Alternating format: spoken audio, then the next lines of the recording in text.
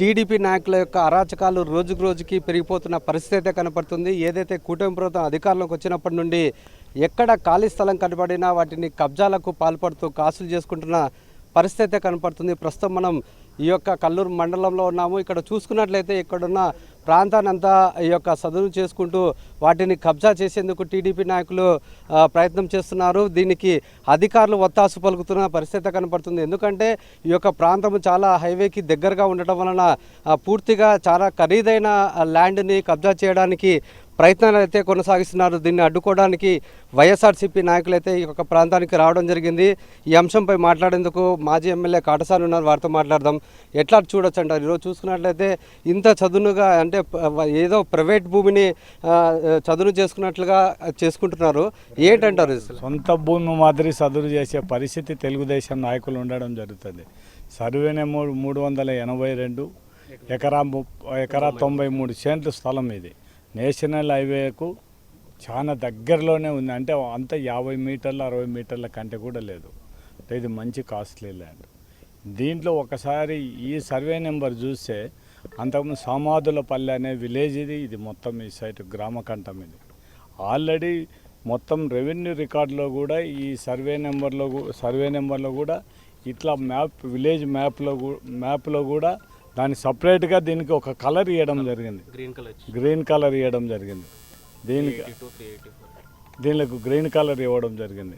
అటువంటి ఉన్నే కూడా రెవెన్యూ అధికారులు కూడా ఈ విధంగా తయారు కావడం నా మొట్టమొదటిసారి నేను 85 నుంచి ఎమ్మెల్యేగా ఉన్నాను. కానీ ఇంత ఘోరంగా ఆఫీసర్లు ఇంత దిగజారి ఉద్యోగాలు చేయడం మొట్టమొదటిసారి చూస్తున్నాంగా. ఇంత ఘోరం అంతో ఎంతో ఒకవేళ అధికార పార్టీకి అంతో ఎంతో ఫేవర్గా ఒకవేళ ఏదన్నా ఉంటే చేపించుకుంటున్న పరిస్థితి. మనం ఏదో చేపించలేదనేది కాదు, కానీ ఇంత ఘోరంగా ప్రజలకు సంబంధించిన భూములను మాత్రం ఇంత దర్జాగా సొంత ప్రాపర్టీ, ఇంకా తెలుగుదేశం నాయకులకి ఏముందంటే దాని సొంత ప్రాపర్టీ మాదిరి దీన్ని ఇంత నేషనల్ హైవే పక్కన ఉండేదాన్ని ఈ విధంగా కబ్జా చేస్తుంటే రెవెన్యూ అధికారులు ఏం చూస్తే కళ్ళు మూసుకొని ఉండారో అర్థం కాని పరిస్థితి. ఆల్రెడీ కలెక్టర్ గారికి రిపోర్ట్ చేయడం జరిగింది.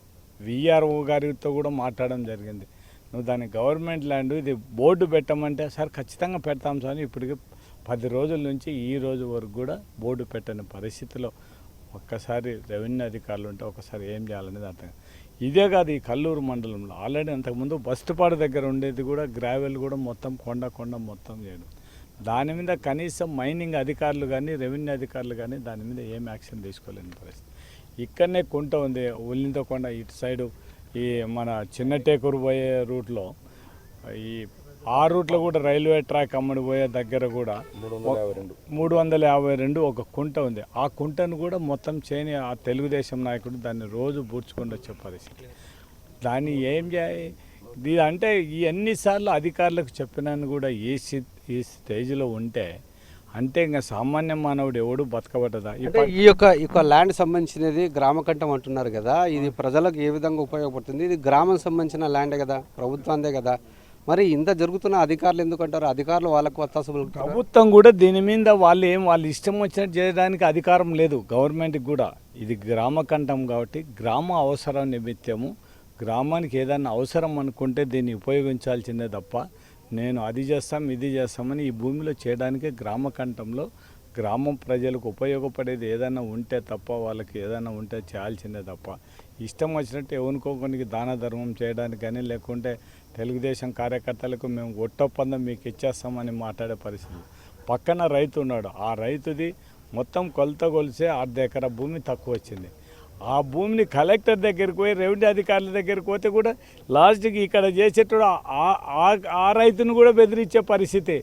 నీ కథ అవుతుంది, నువ్వు గిన్న ఏదో ఇంకా నువ్వు నీ దాంట్లో ఇంకా ఉంది మాకు ఇంకా రావాలని అంటే ఇంకా వాళ్ళది 50 సెంట్లు వాళ్ళది దగ్గర 50 సెంట్లు రావాల్సినది ఉంటే ఆ రైతునే బెదిరించే పరిస్థితులు ఉంటే ఇంకొక 50 సెంట్లు ఏదో స్థలం ఉంది, దాన్ని పొక్లే జేసీబీలు పెట్టి వీళ్ళ సొంత స్థలం వీళ్ళకుండే పట్టాన్ని కూడా చేయని పరిస్థితిలో రెవెన్యూ అధికారులు ఉంటే అంటే ఇక్కడ ఏం చేస్తున్నారు వాళ్ళు? అంటే మొత్తం అంతా సదును చేశారు కదా, వాళ్ళు ప్లాట్లు వేసుకుంటున్నారా, వెంచర్గా మార్చుకుంటున్నారా, ఏం చేస్తున్నారు అసలు? ఇది ఇంకా వెంచర్ వేయడానికి ఇంకా లేకుంటే వాళ్ళు ఏమైనా పాపం ప్రజాసేవ చేయడానికి ఆ తెలుగుదేశం నాయకులకు ఏమైనా వాళ్ళకు ఉందా?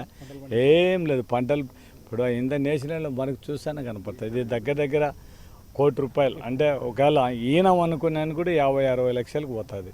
మనం అంత తక్కువ అనుకున్నాను కూడా అంటే దగ్గర దగ్గర 1,50,00,000 డబ్బుల కోసం ఈ విధంగా అంటే అంతకు ముందుగా ప్రతిపక్షంలో ఉన్నప్పుడు మాత్రం చాలా నీతివంతమైన మాటలు చెప్పిన నాయకులు ఆ నాయకులారా ఇప్పుడు మీరు ఏం చేస్తున్నారు, మేము అధికారం ఉన్నప్పుడు అక్కడ కబ్జాలు ఇక్కడ కబ్జాలు అంటారు. ఆ కబ్జాలు ఏం చేశారు చెప్పండి. ఇప్పుడు ప్రత్యక్ష సాక్ష్యంగా మీకు చూపిస్తాను. మీ నాయకులు మీరందరూ చేసే ఈ మొత్తం అన్నీ కూడా చూస్తున్నాము.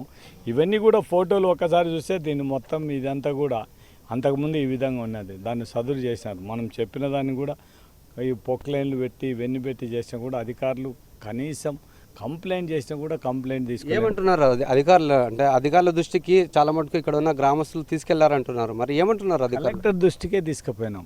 ఇంకొక అధికారి దగ్గర కాదు, జిల్లా మేజిస్ట్రేటు జిల్లా అధికారి అయిన కలెక్టర్ దృష్టికే ఆ స్పందనలో మొత్తం ఇవ్వడం జరిగింది. దాన్ని కలెక్టర్ గారు ఎంఆర్ఓకి పంపించినా కానీ ఎంఆర్ఓ నుంచి నో రెస్పాన్స్. మరి మీరు ఏం చేయబోతున్నారు? ఖచ్చితంగా ఇటువంటి నేను అధికారులకు అందరికి కూడా ఒకటే విజ్ఞప్తి చేస్తున్నాను. మీరు నిజాయితీగా ఒకవేళ తెలుగుదేశం పార్టీ అధికారులు అంటే అంతో ఇంతో వాళ్ళకు ఫేవర్గా చేయండి, కానీ మేము కూడా ఏం పట్టించుకోం. కానీ ఇట్లా కబ్జాలు చేసి ఇట్లా ప్రభుత్వ భూములు దారాదత్తం చేస్తుంటే ఊరుకోండే ప్రసక్తి లేదు. రేపు మళ్ళా మా గవర్నమెంట్ వచ్చిన మాత్రం ఏ అధికారులు దీనికి సహకరించినారో ఎవడు కబ్జా చేసినారో ఖచ్చితంగా మళ్ళా మా గవర్నమెంట్ వచ్చిన తర్వాత ములాజు లేకుండా ఈరోజు మేము ఇక్కడ ఏం మాట్లాడుతున్నామో ఇవన్నీ కూడా వీడియో క్లిప్పింగ్లు పెట్టుకొని ఖచ్చితంగా రెవెన్యూ రికార్డు ప్రకారం ఇప్పుడు మేమంతా కూడా రెవెన్యూ రికార్డు చూసుకోవడం జరిగింది. గ్రామ కంఠమని తేలింది.